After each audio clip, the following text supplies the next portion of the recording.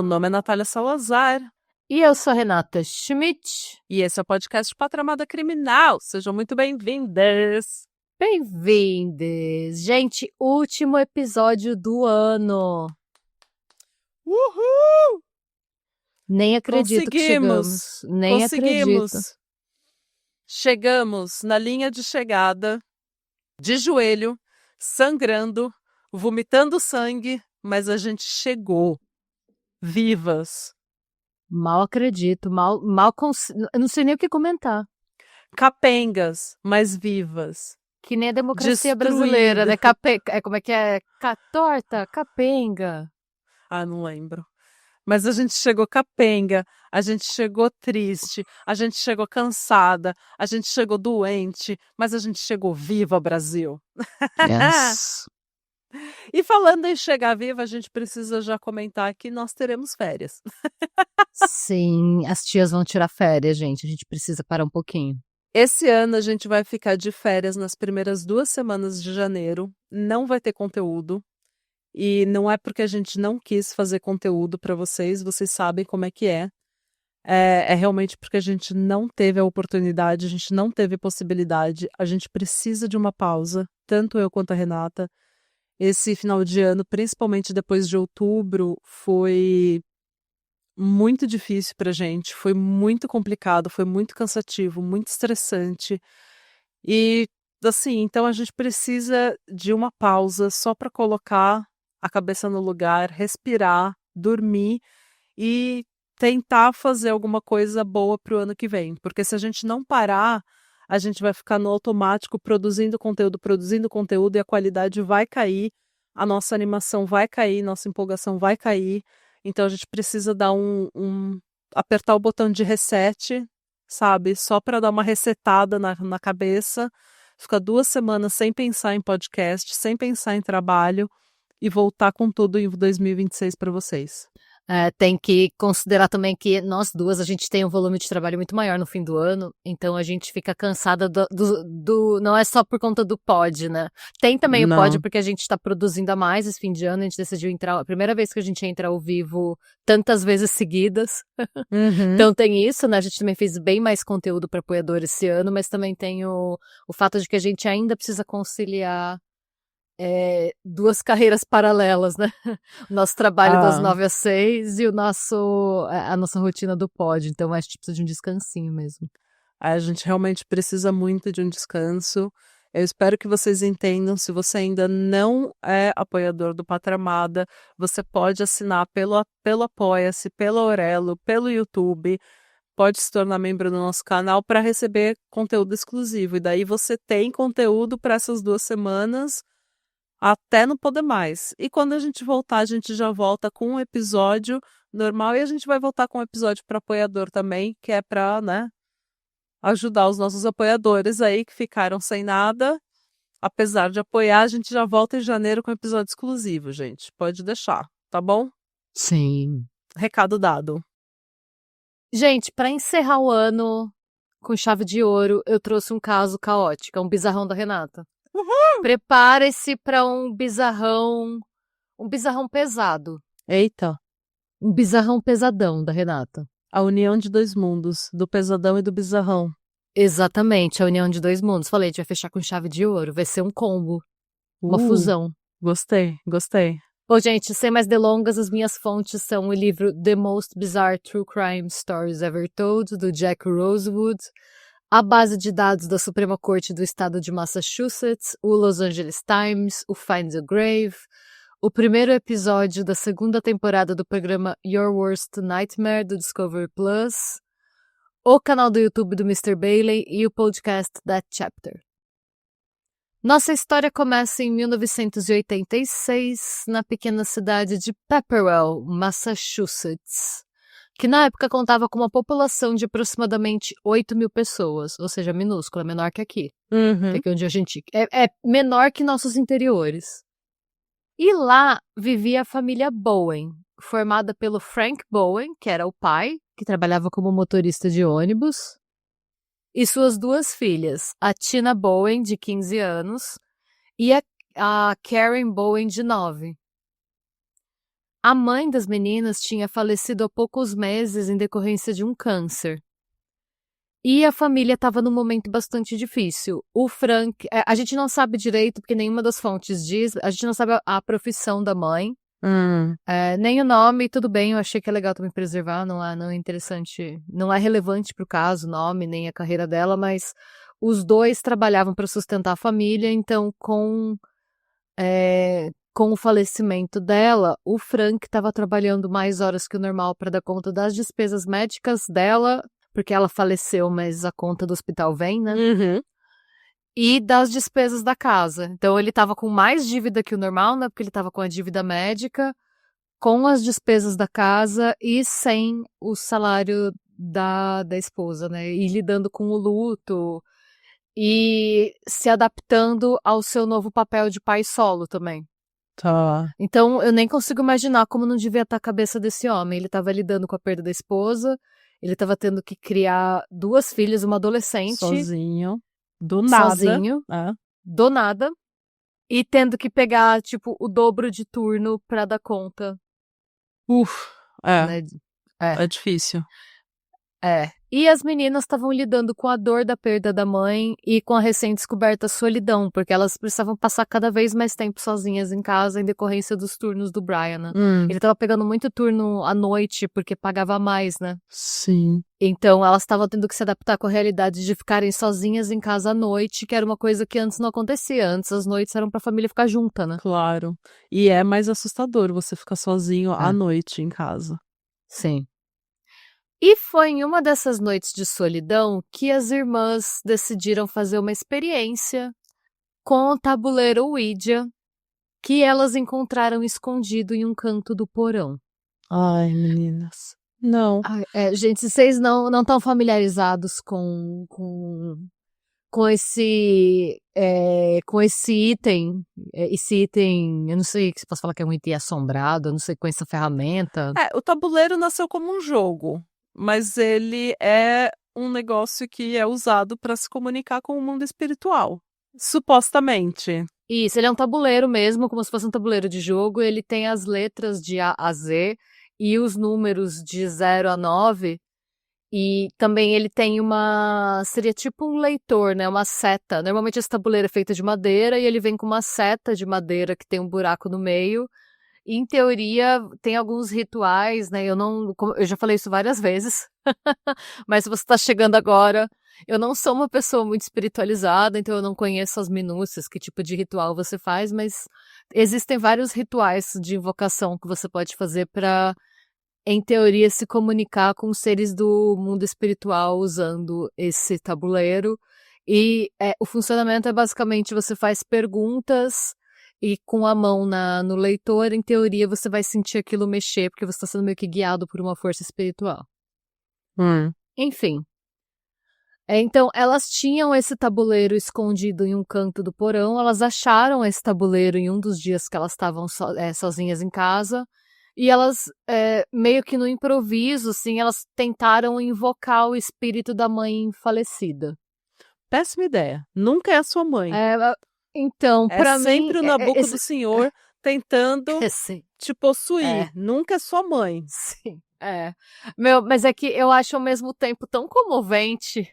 É triste pra caralho. Tipo, você tá com tanta saudade da sua mãe que você tá tentando fazer um ritual de invocação do tabuleiro Ouija, sabe? É triste pra Pior caralho. que tem momento nerdagem, tem um anime que chama Full Metal Alchemist, que a premissa inicial é bem essa, eles tentam fazer um ritual pra reviver a mãe e dá ruim. Porque nunca é sua mãe. Sempre é um demônio. Então. E assim, elas tentaram, e foi um negócio totalmente improvisado. É uma menina de 15 anos e uma de 9 que só acharam o negócio no porão. Não teve preparo, não teve vamos estudar o que fazer com o tabuleiro, vamos estudar como começar, como acabar. Elas simplesmente viram o tabuleiro, pegaram, fizeram algum ritual lá delas, começaram a chamar a mãe, não houve resposta e elas só, tipo, do jeito que elas pegaram, elas guardaram. E foram dormir com sabe aquela mistura de alívio e decepção? Sim. Quando você queria, mas não queria que nada acontecesse? Sim, é o nome do meu pornô. Que horror. Uma- Name of my sex tape. Algumas horas mais tarde, entretanto, elas começaram a escutar uma série de barulhos que pareciam vir de algum lugar dentro da casa. Mais especificamente do porão onde elas estavam. Ai, ó, tá vendo? Deu merda. É, Elas abriram um portal. é. E aí, elas dividiam o quarto, né? E elas começou aquela conversa, sabe, as duas deitadas, e aí as duas, tipo, começaram a ouvir um barulho que parecia um tap, tap, tap, tap, tap. Só que, sabe quando você tá meio acordado, meio dormindo, e você ouve o barulho e você não tem certeza? Sei. E aí uma pergunta pra outra, você tá ouvindo? Aí a outra, tô. Hum. Elas, que é isso? Não parece que tá vindo de lá de baixo? Parece. E aí elas começaram a ouvir um barulho como se coisas estivessem sendo arrastadas, ou alguma coisa sendo mexida lá embaixo. Credo. E elas sozinhas, tentando dormir. E aí elas, será que, tipo, a gente... Que, tipo, o que quer que a gente... o que quer que a gente tenha chamado só chegou agora? E aí elas começaram a chamar, tipo, mãe, mãe, Não. mãe. E uma das vezes que elas responderam mãe, a coisa bateu na parede. Mãe, e aí elas ouviram a batida. Não. E aí elas, mãe, é você? E elas ouviram que parecia ser um arranhão, assim, na parede. Algumas vezes. E assim, isso aconteceu até que chegou uma hora que os barulhos pararam. E a princípio, elas ficaram felizes, porque na cabeça delas, a mãe delas tinha voltado pra visitá-las. Ai, coitadas. Só que ao mesmo tempo que elas ficaram felizes, vamos lembrar, né, gente? É uma cidadezinha estadunidense do interior com 8.000 pessoas nos anos 80. Era uma comunidade bem religiosa e elas, assim, sabe quando você acha que você fez alguma coisa de errado, mas você não sabe direito o quê? Uhum. Então, por um lado, elas ficaram felizes daquilo estar acontecendo, por outro, elas não comentaram nada com o pai. E decidiram que aquele seria o pequeno segredo delas e da mãe e o pequeno mundinho particular onde elas podiam pedir conselhos e contar sobre seus dias como se nada tivesse mudado. Aquilo ajudou elas a se sentirem um pouco menos sozinhas naquelas primeiras semanas depois do falecimento, né? Tá. E nessas primeiras semanas depois da invocação, o humor das irmãs pareceu melhorar. E pela primeira vez em muito tempo, o Frank se viu otimista, porque as coisas pareciam estar voltando à normalidade. Claro. A Tina, inclusive, a filha mais velha, né, começou a conversar com um paquera. Um menino chamado Danny, que estudava na escola onde ela ia cursar o ensino médio no próximo ano escolar, né? Ela tinha acabado de completar 15 anos, ela estava naquela transição do ensino médio do ensino fundamental para o ensino médio. Sim. E lá se troca de escola, né? Eles iam estudar juntos no próximo ano escolar. Eles se falavam quase todo dia pelo telefone e a Tina parecia estar ansiosa pelo início do próximo semestre letivo. O que para o Frank era excelente, porque ele estava muito preocupado com o bem-estar das filhas. Elas eram muito próximas da mãe, né? Então ele estava bem... era muito importante para ele ver que ela estava animada para começar a escola, sabe?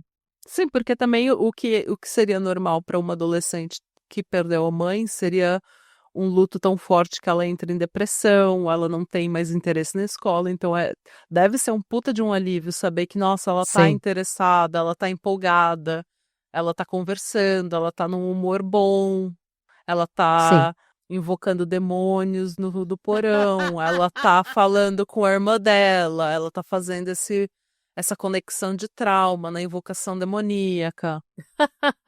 Nada como invocar o cramunhão para uma adolescente melhorar o humor, né? Exato. E nada faz você conectar com a sua irmã como invocar um demônio e trazer Sim, essa gente pra terra. pois é.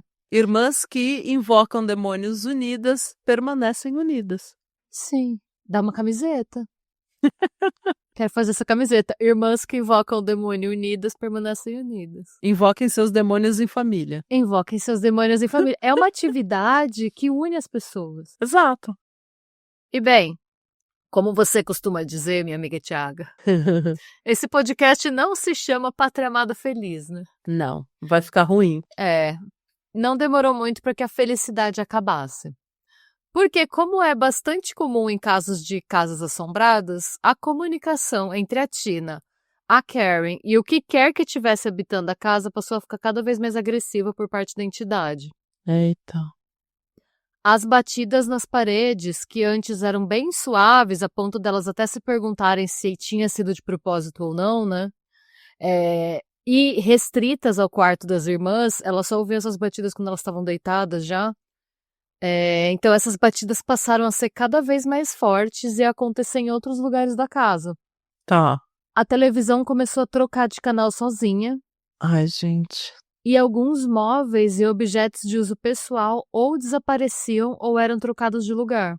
Rude. Logo, o que começou como uma brincadeira inocente, movida pela saudade, da mãe no caso, né? Começou a tomar proporções sinistras e a Tina e a Karen começaram a ter crises de pânico e problemas para dormir. Claro. Como não? Sim. O Frank percebeu essa mudança de comportamento, mas ele imaginou que fosse mais uma fase do processo de luto.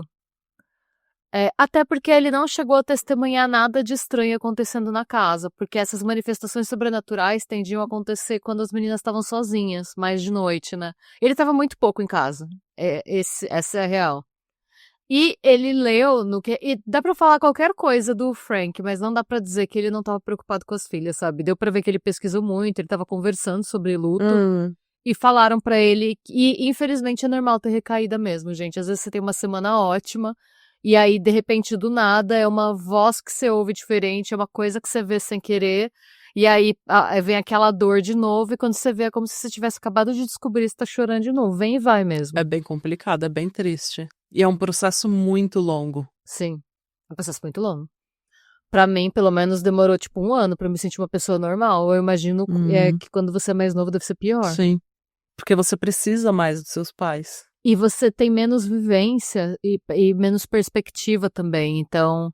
E menos experiência de como lidar com traumas e situações difíceis.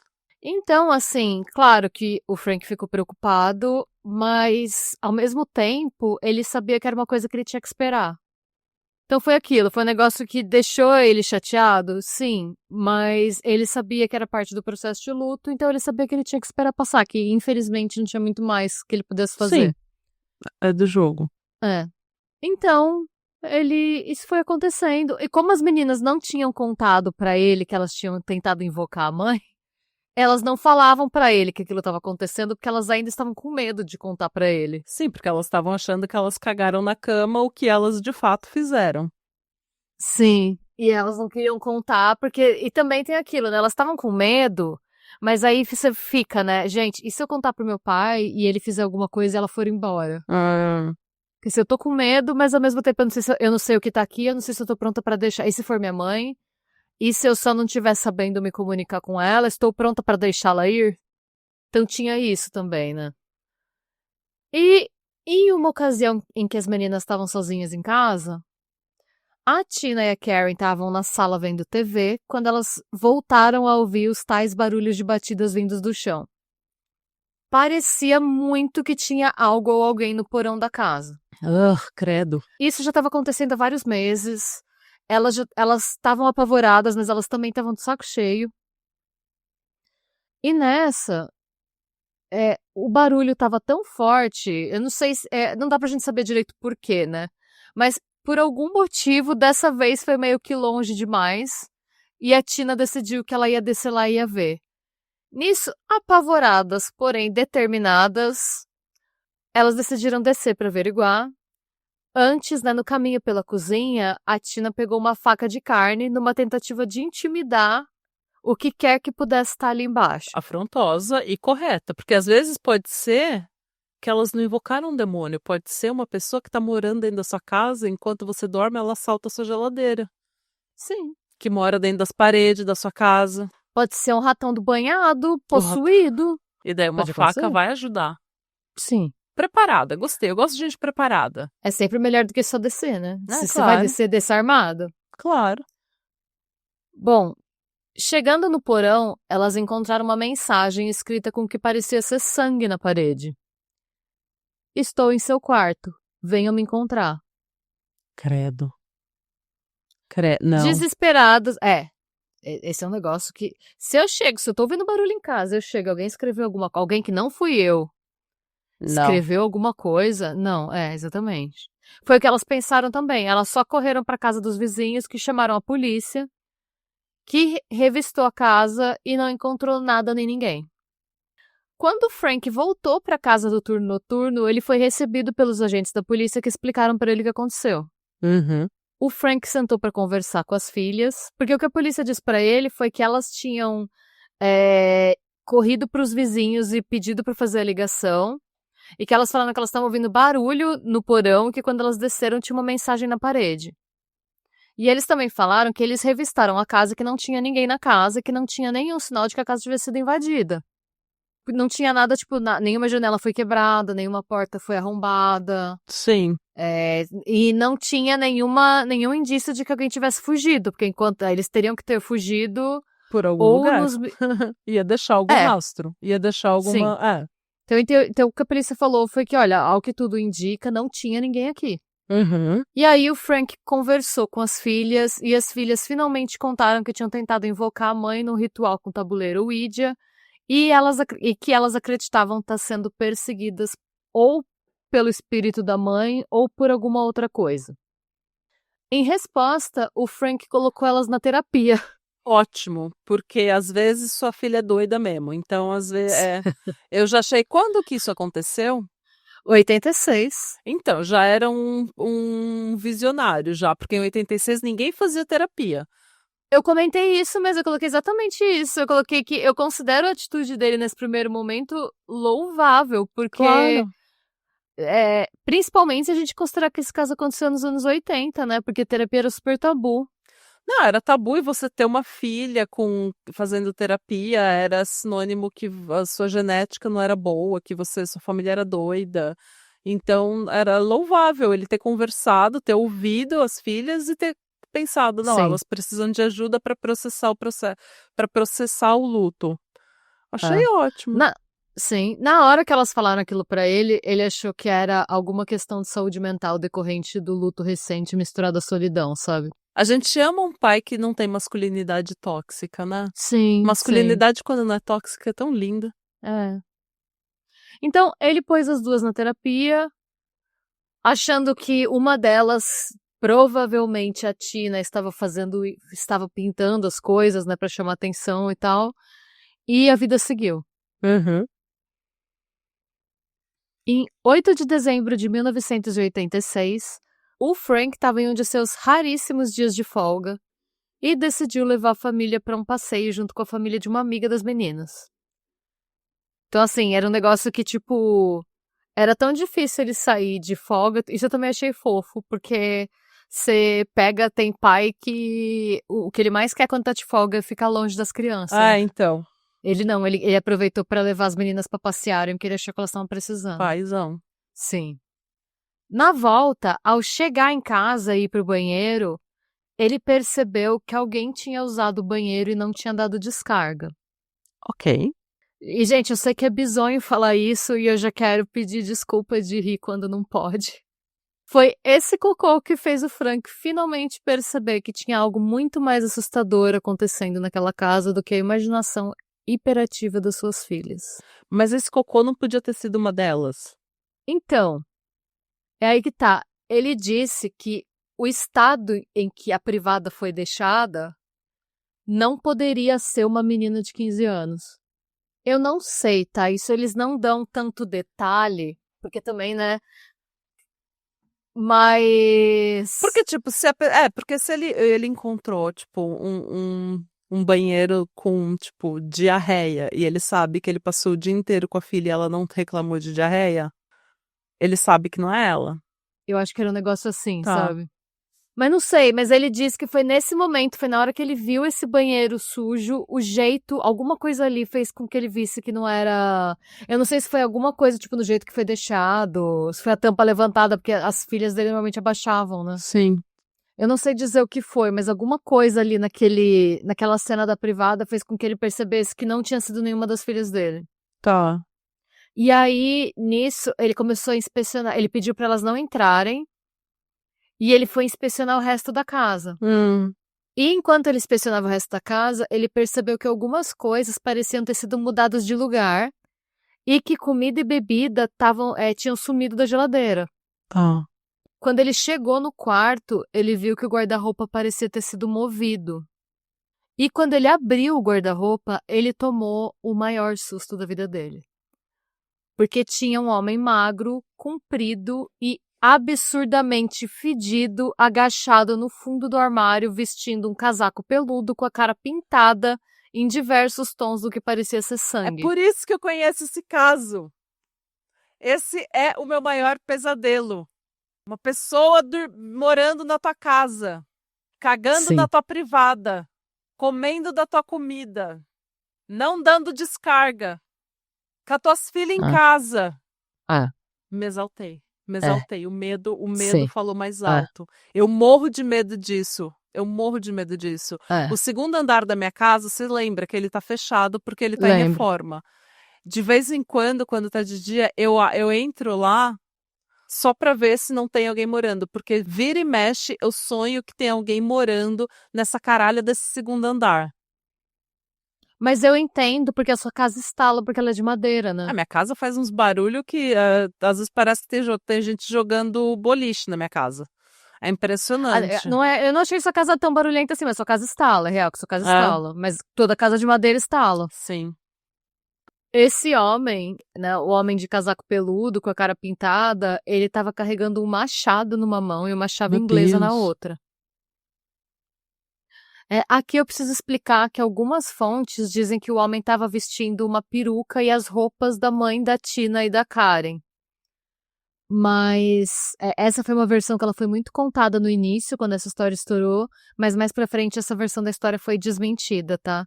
Essa versão dele, que ele tava usando a peruca da mãe e as roupas, foi meio que uma fanfic vendida na imprensa da época para deixar a situação mais parecida com psicose, sabe? Tipo... Então, esse homem olhou nos olhos do Frank, se levantou do armário calmamente e ordenou que ele pegasse as filhas e se trancasse com elas em um dos quartos. Antes mesmo que o Frank conseguisse processar o que ele tinha acabado de ouvir, a Tina, que tinha desobedecido ele e seguiu ele quando ele foi pro quarto, ouviu a conversa e... nisso eu acho, ela me lembrou um pouco a Tina de Bob's Burger, assim. No melhor dos sentidos. Ela ouviu o que tinha sido dito e ela ficou com tanta ansiedade que ela só saiu correndo e se jogou pela janela do segundo andar pra fugir da casa. Foi total overkill, assim. Ele só ordenou, o Frank nem decidiu o que ele ia fazer, ela só se jogou da janela do segundo andar. Cara, eu faria exatamente a mesma coisa, então zero julgamentos. Sim, não, ela foi genial, assim, de verdade, ela foi genial. Ela nem pensou, ela só correu e pulou da janela. Ninguém te julga. Ela correu até os vizinhos e a polícia foi chamada mais uma vez. Quando a polícia chegou, ela encontrou o Frank e a Karen extremamente traumatizados, mas fisicamente intactos. O tal homem sinistro fugiu do quarto no segundo em que ele percebeu que a Tina conseguiu escapar. Quando ele viu a Tina pulando da janela, ele fugiu. Tipo, ele nem tentou fazer nada com o Frank e com a Karen. Ele só correu do quarto. E a polícia não achou ele em lugar nenhum. Como medida de segurança, foi pedido que os Bowen encontrassem outro lugar para ficar até que esse invasor fosse localizado e preso. 2 dias depois desse incidente, o Frank voltou para casa, depois de um dos turnos, para pegar roupas e itens de higiene pessoal para ele e para as filhas. Só para pegar mais coisa, né? Porque a polícia ainda não tinha achado ninguém. Ele precisava trabalhar, as meninas precisavam de roupa para ir na escola e tal. No que e aí ele, como sempre, né? Terminou o turno e voltou, né? Voltou para casa pela porta dos fundos. No que ele entrou pela área do quintal para ir pela porta dos fundos da casa, ele tomou o segundo maior susto da vida dele. Porque a cara daquele homem tava olhando pra ele da janela. Não! Toda manchada ainda de vermelho. Ele falou que, no que ele tava entrando pela porta do susto, ele só olhou pra janela e tava aquela cabeça olhando pra ele pela janela. E aí, ele falou que na hora ele pensou, gente, ele tá aqui ainda. Nisso, ele só se virou e foi direto pra polícia. E ele falou, gente, o homem ainda tá dentro da casa. E aí a polícia falou, gente, é impossível ele tá dentro da casa, porque a gente já procurou ele em todo lugar, não tem como. A gente olhou 2 vezes, sabe? Que teve aquela primeira vez em que ele escreveu no porão. E a segunda vez em que ele saiu do armário. Então, assim, a polícia voltou, então, pra residência a terceira vez, onde eles encontraram 2 porta-retratos com fotos da família esfaqueados e 2 mensagens novas nas paredes. A primeira dizia, eu ainda estou aqui. Venham me encontrar. A segunda dizia, eu vou matar todos vocês. Puta que pariu. E num primeiro momento, a casa parecia estar novamente vazia. Eles olharam tudo, eles não acharam ninguém. Só que, como essa era a terceira vez que a polícia ia para casa da família Bowen, pelo mesmo motivo, e ninguém era visto saindo da casa, eles falaram, a gente não vai sair daqui enquanto a gente não achar alguma coisa. Que bom! Pode ser. A gente vai ter que fazer. E aí eles ficaram fazendo um pente fino mesmo. Algumas horas depois de iniciada a busca, a polícia descobriu que tinha... Nossa, isso é muito específico. Tinha um pequeno cômodo triangular no alto da parede do banheiro. Era uma casa bem antiga e o encanamento ficava num mini... Era tipo uma pequena sala de máquina. Sim. Então, o encanamento ficava no alto da parede do banheiro, num espaço que, para chegar nele, era necessário você subir pela parede e se espremer em uma abertura de cerca de 23 centímetros de largura, que dava acesso, porque era um espaço que ele não era feito para uma pessoa entrar inteira, era um espaço para você só enfiar as mãos. Sim. Esse pequeno espaço dava acesso tanto ao encanamento do banheiro, quanto aos vãos entre as paredes da casa. Vale lembrar, né, que a maior parte das casas do hemisfério norte é composta por paredes duplas com espaço vazio no meio com o intuito de manter o isolamento térmico e proteger os ocupantes do frio. Sim. Gente, eles tiveram que escolher o menor policial. Tipo, quem tem mais chance de não entalar aqui? Pegaram o menor policial, ele foi escolhido, ele se espremeu no buraco, passou pela abertura de 23 centímetros, e quando ele chegou naquele cômodo do encanamento, ele viu que ele pensou ser uma pilha das roupas sujas usadas pelo bandido 2 dias antes. Aí ele chegou perto das roupas sujas para ver se ele conseguia achar alguma evidência, e a pilha se mexeu e tentou escapar pelo vão entre as paredes. E foi aí que o invasor finalmente foi capturado e levado para a delegacia. O policial Stephen Besançon, que liderava a operação, afirmou que o invasor estava absolutamente tranquilo ao ser apreendido, não tendo demonstrado qualquer reação, nem mesmo quando teve uma arma apontada para sua cabeça no momento da prisão, quando ele estava tentando fugir. Sim. Quando o ocupante foi levado para a delegacia, foi revelado que ele não era um homem, e sim um adolescente de 16 anos chamado Daniel LaPlante. De acordo com a investigação, ele estava vivendo no vão entre as paredes da casa por cerca de 1 ano. Gente, Ai, que pesadelo. Que pesadelo. Eu já tô pensando em como é que eu vou dormir depois. E calma que piora, tá? Porque os Bowen foram informados sobre a detenção e a Tina ficou horrorizada quando ela ficou sabendo o nome do invasor, porque ela conhecia a pessoa que passou meses torturando a família dela psicologicamente. Porque era o namoradinho dela, o Danny. Namoradinho tóxico dela. O primeiro namoradinho já era tóxico. Coitada. E antes de explicar como chegamos até aqui, a gente precisa voltar um pouco no tempo. Precisamos falar sobre o Danny, gente. Precisamos falar sobre Danny. Sim. Daniel J. LaPlante nasceu em 15 de maio de 1970 na cidade de Townsend, Massachusetts. tendo se mudado para Pepperell ainda criança em decorrência do casamento da sua mãe com seu padrasto. A gente não sabe muito sobre a mãe dele. O que a gente sabe é que ela sempre foi a pessoa responsável por sustentar a família, que ela passava muito tempo fora e que ela tinha outros 2 filhos. A gente sabe também que a infância do Danny, né, como ele era conhecido, foi marcada por uma série de abusos físicos e sexuais. Primeiro pelas mãos do pai e depois do padrasto. Uf. Em consequência desses abusos, o Danny passou a evitar tomar banhos, o que fez com que ele começasse a sofrer bullying na escola. Claro, coitado. E, gente, eu não sou uma profissional da área médica, mas eu fui fazer uma pesquisa e, de acordo com uma cartilha chamada Vamos Falar sobre Abuso Sexual, publicada pela Ordem dos Psicólogos de Portugal em 2023, entre os comportamentos listados como os principais sinais de alerta para casos de crianças que sofreram abuso sexual constam demonstrar resistência para tomar banho, fazer a higiene ou retirar a roupa, mesmo em situações apropriadas, descrição de si próprio ou do corpo como sujo, mau e nojento, e mudanças súbitas ou inexplicáveis na maneira de ser e de se comportar. O Danny apresentava todos esses sinais, a escola acabou se envolvendo e ele foi encaminhado a um psiquiatra. No consultório, ele foi diagnosticado com transtorno de hiperatividade e dislexia. Em uma das suas prisões, ele viria a dizer que também foi abusado sexualmente pelo médico, mas isso nunca chegou a ser comprovado, tá?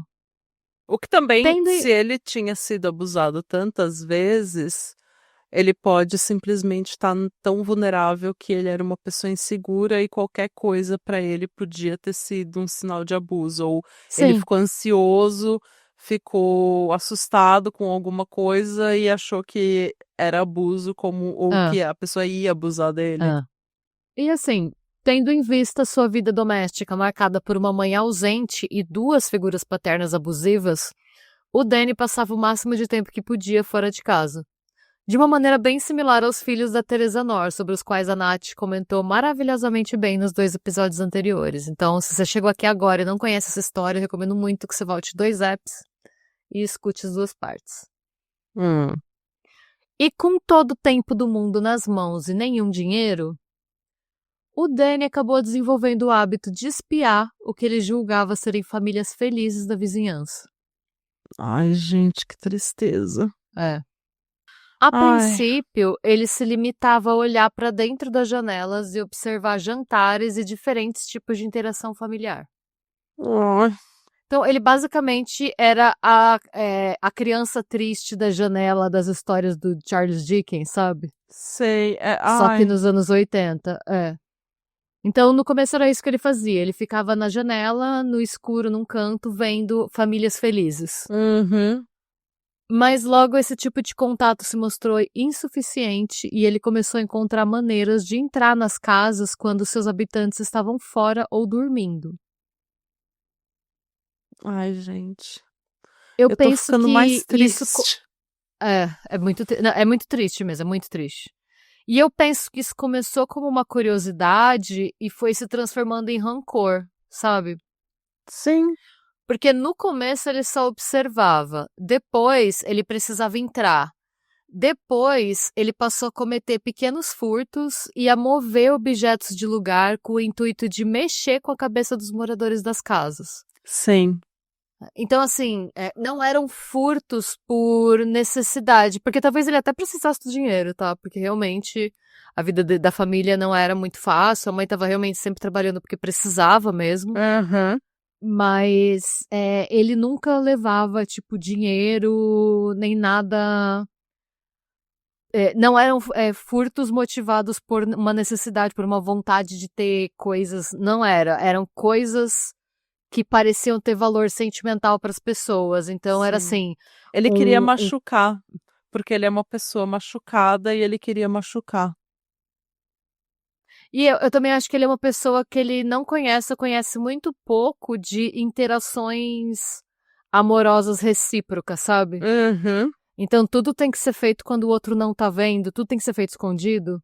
Sim, O outro não pode te machucar se você vê ele quando ele não tá te vendo. sim. Se ele nem sabe que você tá lá, sabe? Uhum. E o lance ele gostava do fato ele gostava de mexer algum objeto de lugar, voltar pro posto de observação dele e ver a pessoa confusa se perguntando se ela que tinha mexido aquilo sem perceber ou se alguém tinha estado na casa. Ele gostava de ver a expressão de vulnerabilidade e confusão no rosto das pessoas quando elas começavam a desconfiar que alguém tivesse entrado na casa. Porque é assim que ele se sente, vulnerável Ah, e confuso. Por sim, muito tempo foi exatamente isso que ele sentiu. sim. Ai, que péssimo. Em uma das suas andanças por Pepperell, ele acabou chegando à residência dos Bowen, onde ele viu a Tina pela janela, se apaixonou à primeira vista e decidiu que ele iria conquistá-la. Com o seu alvo determinado, ele invadiu a casa algumas vezes e aproveitou uma dessas ocasiões para conseguir o número de telefone da casa. Ele se preparou, então ele passou um bom tempo vendo do que ela gostava, o que ela fazia, ele passou muito tempo espiando a vida pessoal dela. Até que em um dia aleatório de 1986, ele telefonou para ela dizendo que ele tinha pegado o contato dela com um amigo em comum da escola. Né? Vamos lembrar, gente, que a gente está falando de algo que aconteceu há quase 40 anos, né? Foi em 86. Então, eram outros tempos, não se falava tanto sobre segurança da informação, era uma cidade com 8.000 pessoas. A Tina estava de luto também, né? O que faz com que a nossa cabeça não funcione de um jeito normal. Não. Então, em vez de desconfiar, porque eu penso que se fosse hoje e uma pessoa estranha te liga e fala que um colega passou o número, acho que ninguém nem atenderia o telefone. Naquela época não era assim, ela não tinha por que desconfiar. Em vez disso, ela ficou encantada com o fato de ter um crush misterioso que se apresentou para ela como um homem loiro, alto e atlético. Uhum. Foi muito catfish clássico dos anos 2000, sabe? Sim. E ela achou o máximo ter um crush, né? Um menino que tava afim dela, e um menino que era alto, loiro e atlético, porque ela não imaginou que ele fosse mentir pra ela, porque era uma cidade pequena, na cabeça dela, tipo, não fazia sentido ele mentir se eles iam se conhecer quando ela começasse o ano letivo, né? E eles passaram a conversar pelo telefone praticamente todo dia e acabaram combinando de se encontrarem pra um date. E, gente, eu não sei qual que era o plano dele. Porque ele foi. Ele foi buscá-la em casa no dia combinado e a Tina ficou decepcionada, para dizer o mínimo, porque a aparência dele era muito diferente da descrita nas conversas telefônicas. Ele estava extremamente mal vestido e ele estava cheirando mal. É claro. O cara era praticamente um rato na parede. Meu Deus. Rato que vive entre as paredes. É verdade. Eu lamento muito o que aconteceu com ele. Não, mas pode zoar porque ele é uma pessoa horrível. Então, Pode falar, não eu tem problema. sei. Eu lamento muito o que É que aconteceu você com falou ele. com desprezo, você falou, claro, Mas ele ele é um tá. rato. Você incorporou o Death White, mas é claro, ele é um rato na parede. Mas é um homem que tá aí vestido de qualquer jeito, morando que nem um rato na parede, comendo a comida dos outros, não dando descarga, mexendo nas coisas dos outros, uma pessoa amarga, porque acha que todo mundo tem culpa do problema dele. É. Então, ainda assim, né, apesar de tudo isso, dele estar mal vestido, dele estar cheirando mal, dele ter mentido sobre a aparência, né, eles tinham conversado quase que diariamente por semanas, essas conversas tinham feito bem pra ela e a Tina acabou decidindo dar uma chance pra esse menino. Tá. Ela pensou, às vezes é uma má impressão muito ruim, às vezes tem um motivo pra ele estar cheirando mal, pra ele estar vestido assim. E as nossas conversas foram ótimas, de repente vai ser ótimo e a aparência não importa, vamos. E mesmo ela ignorando a aparência e o cheiro e tudo, o date foi péssimo. Porque ele se apresentou extremamente retraído e estranho pessoalmente. Ela diz que a personalidade dele pessoalmente era muito diferente da personalidade expansiva e confiante que ele exibiu no telefone. É como se no telefone ele estivesse interpretando um personagem. Ele chegou nela, ele foi muito confiante falar com ela, ele se descrevia como um atleta, como isso, como aquilo. Ele ligava pra ela pra eles conversarem, tipo, todo dia, praticamente. E pessoalmente ele não falava nada. Tá. E aí, em determinado momento da conversa, e ela tentando puxar assunto, desesperada, né? Pra que ele, ainda mais quando a gente é adolescente, já é difícil. Eu detesto primeiros encontros, assim. O processo de se acostumar com uma pessoa nova é muito difícil, num contexto romântico ainda, é mais difícil ainda pra mim. Não, eu acho péssimo também. Então assim, já é difícil pra mim com meus quase 40 anos, imagina pra ela com 15, né? Sim. E esse homem rato da parede não fala nada. Ele já fez um catfish com ela, né? Porque ele era completamente diferente do que ele disse que era. Exato. E daí ele aparece cheirando mal, não fala nada. Achei péssimo. A personalidade é diferente, então era uma pessoa super expansiva, super pra cima, chega lá, ele não se dá o trabalho de tentar manter uma conversa com ela. Uhum. Enfim. Em determinado momento, ela desesperada tentando puxar assunto, e aí ela comentou sobre a mãe dela que tinha acabado de falecer. E a resposta dele a ela falar da morte da mãe foi bizarra, porque ele começou a fazer umas perguntas super inconvenientes, tipo, ela sofreu? E outra pergunta que ele fez foi: descreva o que você sentiu quando ficou sabendo da morte dela. Cara. E ela sentiu o prazer emanando dele a ver a tristeza no rosto, a tristeza e o choque no rosto dela quando ele fez aquelas perguntas. Nossa, gente, coitado. E ela era muito nova, ela não entendeu direito o que estava acontecendo, mas ela entendeu o suficiente para decidir que o encontro tinha acabado ali. Graças a Deus, né? Graças a Deus mesmo, porque no total o encontro durou cerca de 1 hora. Tá. E depois dele, a Tina parou de atender os telefonemas do Danny até que eventualmente esses telefonemas pararam de chegar. Uhum. O que ela não sabia é que o real motivo pelo qual o Danny desistiu de telefonar é que ele tinha praticamente se mudado para casa dela, onde ele esperava a família dormir para sair e torturá-los psicologicamente, fazendo barulhos e trocando coisas de lugar até ele ser pego pela polícia naquela noite de dezembro de 86. Credo. Ao conversar com a polícia, o Danny informou que não era sangue que manchava o rosto dele e as paredes dos Bowen, e sim ketchup que ele tinha tirado de um vidro que ele pegou na geladeira da casa. Ou seja, E você vê. tá vendo? Ele vive que nem um rato. Rato no meio das paredes é mais limpo que ele. Ele tá lá se emplastando de ketchup no meio daquelas paredes.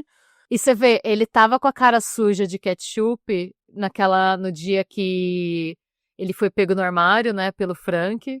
E quando o Frank voltou 2 dias depois, ele ainda tava com a cara suja de ketchup.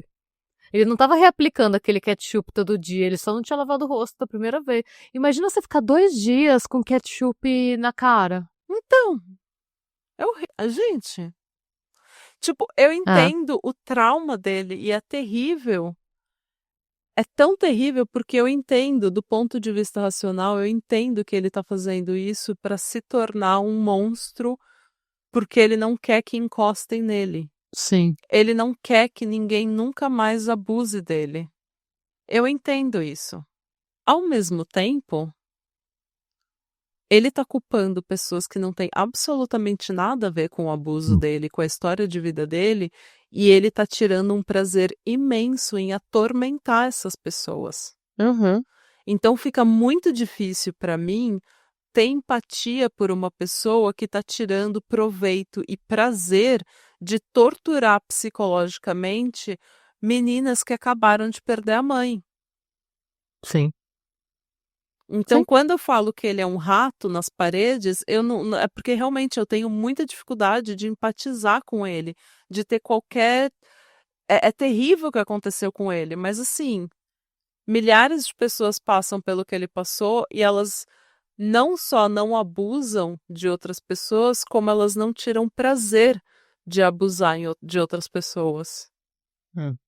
E calma que piora, tá? Claro que piora.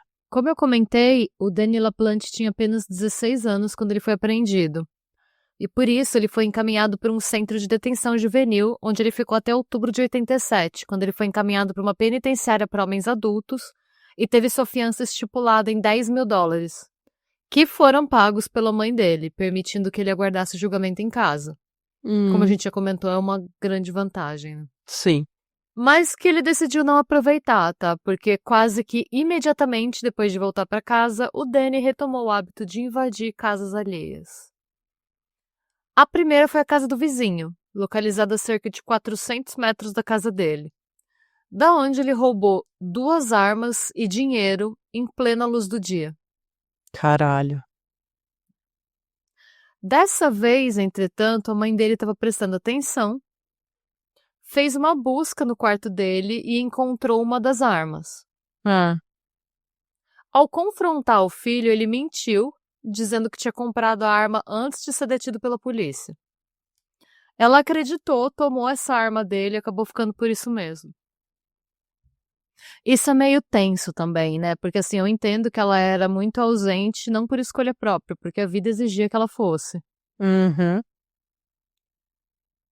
Mas eu também não, eu fico me perguntando se por uma questão de culpa, a gente sabe muito pouco sobre a mãe dele, realmente não sabemos muito sobre ela. Eu fico me perguntando se ela acaba sendo permissiva, assim, por uma questão de culpa, ou se é, sei lá. O que é compreensível porque muita mãe acaba nessa situação, né? De não educar os filhos, não ser severa com os filhos porque passa muito tempo longe. Então é compreensível, muitas mães fazem isso. Eu ainda acho que ela não deu pra ele nenhuma. Não indica, pelo menos, que ela tenha dado permissão pra ele fazer o que ele fez. Sei lá, difícil de saber, porque entre 4 paredes a gente nunca sabe o que acontece de verdade. É que eu fico pensando assim, como que seu filho sumiu tem 1 ano? Então. Mas será que ele E não aí, né? voltava? Ele não voltava? Pelo que a polícia diz, ele ficou morando na casa por 1 ano. Então, mas ele pode morar lá durante a noite e depois ele vai e aparece na casa quando a mãe tá, na casa dele, quando a mãe dele tá. Não sei. Só pra Isso realmente não sei. despistar. Fala, eu vou dormir na casa da minha namorada. Daí passa a noite fora, daí não toma café. Daí a mãe vai achando que ele tá cada vez mais na casa da namorada. E essa é aquela namorada que é do Canadá, aquela namorada que não existe porque ela já terminou com ele. Eu realmente não sei. Porque, como eu falei, como a gente sabe muito pouco sobre ela, não dá pra gente saber realmente nada. As únicas informações que a gente tem sobre a vida pessoal deles são que eles falam do pai, do padrasto e do médico, que a gente nem tem a confirmação do que aconteceu em relação ao médico, né? Sim. Realmente nos fala sobre a mãe. Bom, em 16 de novembro de 1987, ele invadiu a casa dos vizinhos de trás, uma família chamada Gustafsson, da onde ele levou um telefone sem fio, alguns controles remotos e uma caixa de cabos. Tipo, 0 valor. Em 1º de dezembro, ele invadiu a mesma casa novamente e acabou sendo surpreendido pela dona da casa, a professora de educação infantil Priscila Gustafsson, de 33 anos, que entrou acompanhada do filho William, de apenas 5 anos. E dessa vez, o Danny não se escondeu. Quando o William entrou correndo na casa, né, criança, ele entrou correndo na frente, o Danny agarrou o William e trancou ele dentro de um armário. Na sequência, ele também agarrou a Priscila, que estava visivelmente grávida, e arrastou ela para o quarto. Eu quero dar um alerta de gatilho aqui. Se você não tá bem, pula pelo menos 1 minuto aí de história. Então, né, ele levou ela pro quarto, ele imobilizou ela com as meias calças dela, abusou sexualmente dela 2 vezes, colocou um travesseiro em sua cabeça e atirou com a arma que ele roubou alguns dias antes. Gente. Na sequência, ele abriu a porta do armário, agarrou o William, o arrastou pro andar de cima e o afogou na banheira. Quando ele estava se preparando para sair da casa, ele foi surpreendido novamente, dessa vez pela Abigail Gustafson, de apenas 7 anos, que tinha acabado de voltar a pé da escola. Puta que pariu. Se ela tivesse chegado 2 minutos mais tarde, ela não tinha encontrado com ele. Caralho. A Abigail lutou pela vida dela, isso foi determinado pela polícia depois, mas ela também acabou perdendo a vida afogada no banheiro do andar de baixo. Terminada a chacina, o Danny deixou a residência e foi direto para o aniversário de um de seus sobrinhos como se nada tivesse acontecido. Que filho da puta. Algumas horas mais tarde, o advogado Andrew Gustafson, de 34 anos, voltou para casa estranhamente escura e silenciosa depois de um longo dia de trabalho. E chegou a imaginar que a esposa e os filhos estivessem fora. Quando ele chegou, foi direto para o quarto procurando a Priscila e a encontrou amarrada e sem vida no chão. Nossa, gente. Ele viria a relembrar esse dia anos mais tarde numa entrevista concedida ao LA Times em 1990. Ele fala: "Eu lembro de ir para a cozinha, ligar para a polícia e para meus pais. Eu estava com muito medo de procurar meus filhos, porque estava desesperado com a possibilidade de encontrá-los também mortos." Puta que pariu. A polícia chegou minutos depois de receber a ligação e confirmou o que o coração do Andrew já sabia. E ele conta: "Foi tudo tão chocante e inacreditável, eu só conseguia chorar e gritar. Eu não lembro do que aconteceu depois disso. O trauma foi tão grande que passei cerca de 6 meses sem conseguir dormir à noite depois disso." Ai, gente, que tristeza. Não demorou muito para que o Daniel LaPlante fosse ligado ao crime. Era uma cidade pequena, onde esse tipo de crime era extremamente raro. Ele tinha acabado de ser solto para guardar o julgamento em liberdade, e alguns elementos da cena do crime eram similares aos do crime ocorrido alguns meses antes na casa dos Bowen, como o fato de que pertences pessoais sem grande valor monetário da família tinham sido movidos, né, ou levados, incluindo uma placa com o nome Gustafson, que decorava o jardim da frente da casa. Além disso, uma pegada de tênis All-Star tamanho 41 foi encontrada no canteiro de flores, no jardim da frente da casa, e tanto o tamanho quanto a marca do calçado correspondiam aos usados por ele no crime na casa dos Bowen. Tá. No dia seguinte, 2 de dezembro, os policiais encontraram a placa desaparecida da casa da família, uma camisa de flanela e um par de luvas em uma área de mata próxima à casa. Eles levaram os cães farejadores para a cena do crime e os cães farejadores levaram os investigadores direto para a casa dos LaPlante. O Daniel não estava, mas a mãe dele autorizou que os policiais examinassem a casa. No quarto do Danny foram encontrados os itens desaparecidos da casa dos Gustafson e a arma usada para matar a Priscila, que foi a segunda arma que a mãe dele não tinha achado, né? A mãe dele só tinha achado uma arma. Tá. O Daniel foi encontrado no dia seguinte, escondido dentro de uma caçamba de lixo nas proximidades. Tá vendo? Eu falei pra você que ele era uma porra de um rato. Exatamente. Sim. Em 1988, o Daniel LaPlante foi julgado como adulto pelos assassinatos da Priscila, do William e da Abigail Gustafson e condenado por 3 acusações de homicídio em primeiro grau e sentenciado a 3 penas consecutivas de prisão perpétua sem possibilidade de liberdade condicional. Amém. Em 2012, a Suprema Corte estadunidense decidiu que a proibição de, entre aspas, punições cruéis e incomuns, estabelecida na 8ª emenda da Constituição, proibia que sentenças de prisão perpétua, sem possibilidade de condicional, fossem dadas para infratores menores de idade. E a sentença de LaPlante foi alterada para 3 penas consecutivas de prisão perpétua com a possibilidade de condicional após um período mínimo de 45 anos. Ou seja, ele é elegível para condicional em 2033. Não é tão longe assim. Tá chegando, gente. Mas será que ele sai? Acho que ele não sai. Vamos ver. O Andrew Gustafson conseguiu reconstruir sua vida. Ele voltou para sua cidade natal, chamada Townsend, também no Massachusetts, e se casou novamente em 89 com uma mulher chamada Carol Seaver, que também era viúva, com quem ele teve 2 filhas e com quem permaneceu até o fim da sua vida, em 2014. O Andrew morreu em casa aos 60 anos de idade, cercado por seus amigos e familiares depois de uma longa e dolorosa batalha contra uma doença terminal. Ah, Suas últimas palavras para a esposa foram: não deixe que ele saia. nossa, gente. Eu separei um trecho do epitáfio do Andrew, que está disponível no Find a Grave, que eu acredito que dá pra gente uma boa ideia da pessoa que ele se tornou, mesmo depois de passar por uma coisa tão medonha. Ah, E eu quis trazer porque eu pensei muito, depois de ouvir pelo que ele passou e ele falando que ele não teve nem coragem de procurar os filhos na casa, porque ele sabia. uhum. Né, eu tava pensando, gente, eu acho que você não se recupera de uma coisa assim, né? Ah, eu não sei se E aí eu fui ver. iria me recuperar É. de uma coisa assim. Então. E aí eu vi o epitáfio dele, né? Que foi escrito, tipo, depois, quando ele se reconstruiu, né? Uhum. E o epitáfio diz: como membro da ordem do. Não sei se é bem um epitáfio, né? Uma eulogia. Uhum. Desculpa, eu falei epitáfio, que o epitáfio só fica na lápide, né? Uma eulogia, né? Que tá a homenagem escrita pra ele.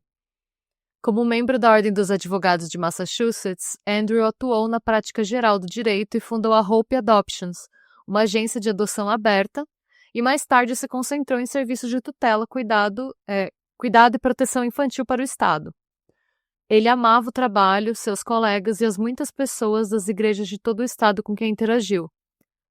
Andy foi um membro muito ativo da Igreja Congregacional de Townsend, tendo sido moderador, membro do Conselho Administrativo e atuado em vários conselhos, incluindo o Comitê para Ministérios Mundiais.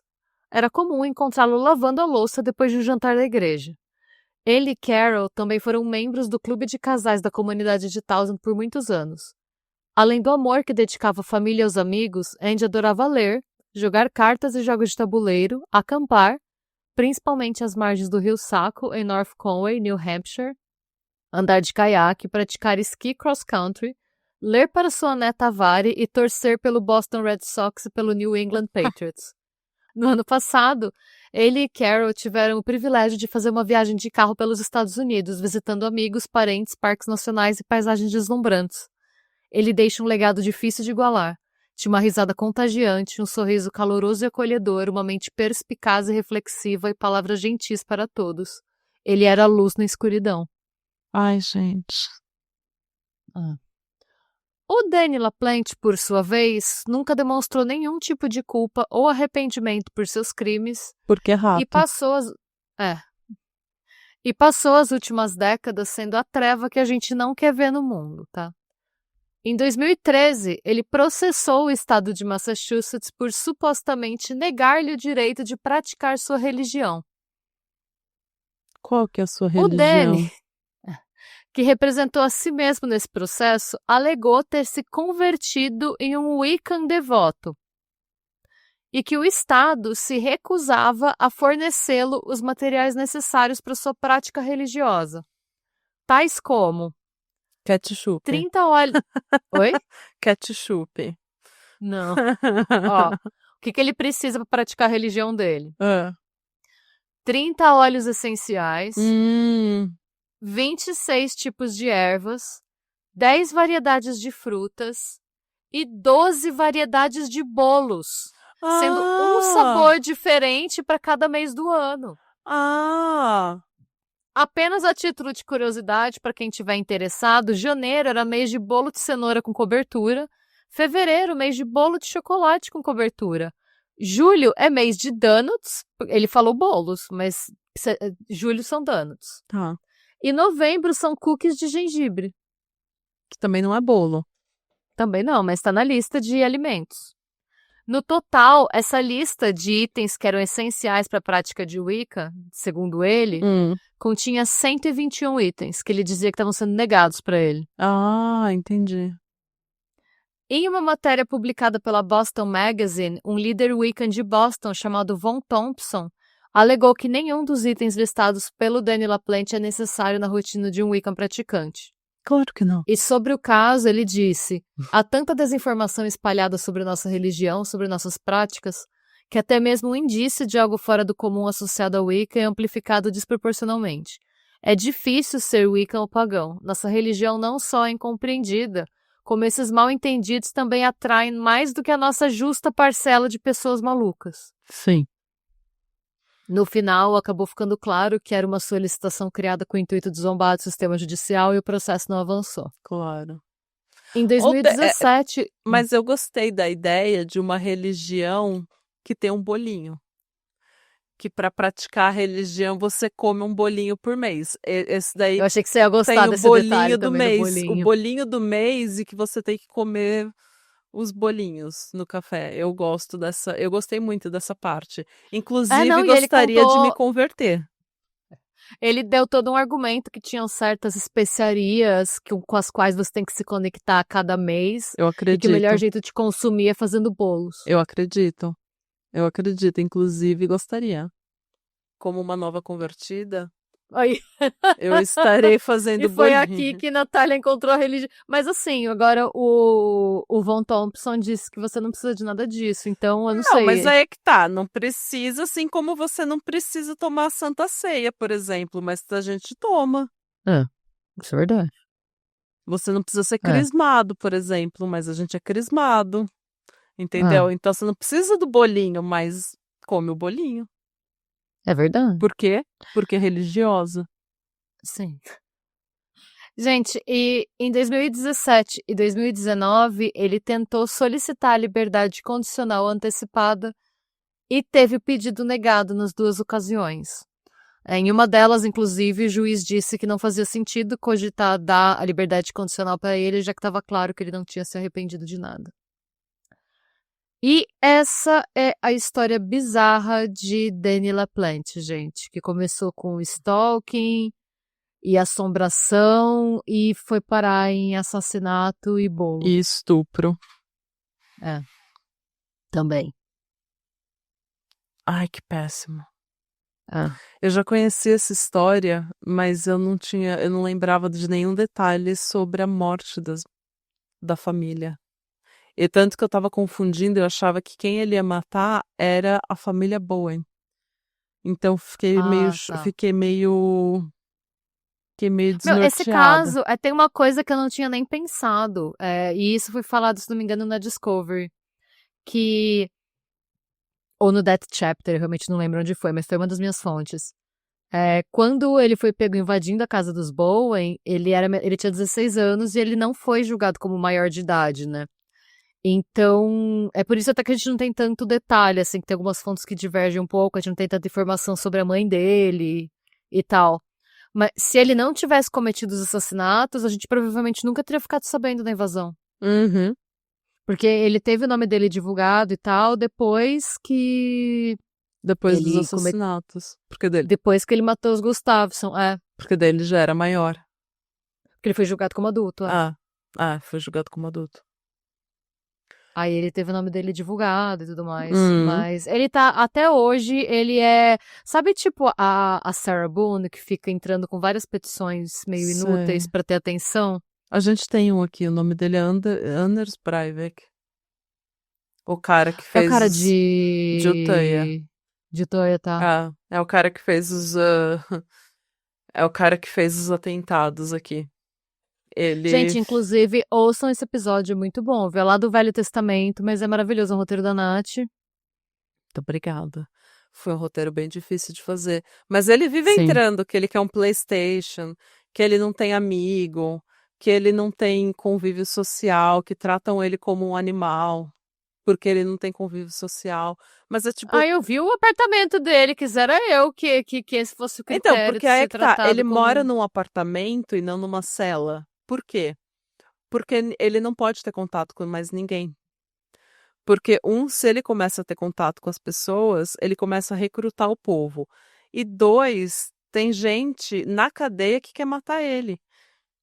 Então, ele tem ao invés de uma cela normal, que é aquele quartinho, tal, standard, ele tem um apartamento com tudo que ele precisa, com um quintalzinho, com academia, tem uns pássaros que deixaram ele ter agora para ele ficar falando com os pássaros, tentando convencer os pássaros de que ele é a raça superior. Mas é tipo, porque eles tentaram colocar outros presidiários e até policiais pra ir falar com ele, pra ele ter algum tipo de convívio social, porque. A quem aguenta? Mas ninguém aguenta. E depois ele falou que ele não queria esse tipo de gente porque eles estavam indo lá, porque eles estavam sendo forçados. Amigo, ninguém quer falar com você. Essa é a consequência dos seus atos. Ninguém quer falar com você. Você é um entojo. Sim. Vai ser raça superior sozinho. E nos deixa em paz. É, mas é isso que o Chato Daniel. pra caralho. É isso que o Daniel fica tentando fazer. Ele quer atenção, ele quer fazer. Ele quer fazer. Ele quer fazer o sistema de justiça parecer uma piada. Sim. Foda-se ele. Vai viver como um rato. Vamos ver, né? Tendo em vista a gravidade do crime e tal, eu não acho que ele sai incondicional, não. Também acho, mas não me surpreenderia também, porque é cada uma. É cada ver. uma. Vamos ver. E é isso, gente. Último caso do ano. Voltamos ano que vem. Não sei o que dizer.